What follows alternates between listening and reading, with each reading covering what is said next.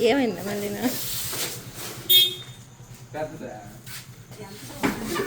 ఏంటి ఇల్లు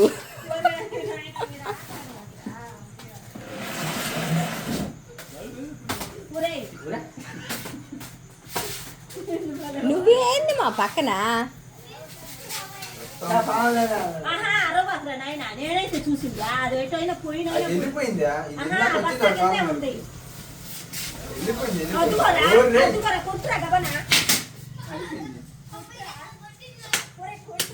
ఏం పాము అది అసలు కట్టిపాము కదా ఎవరు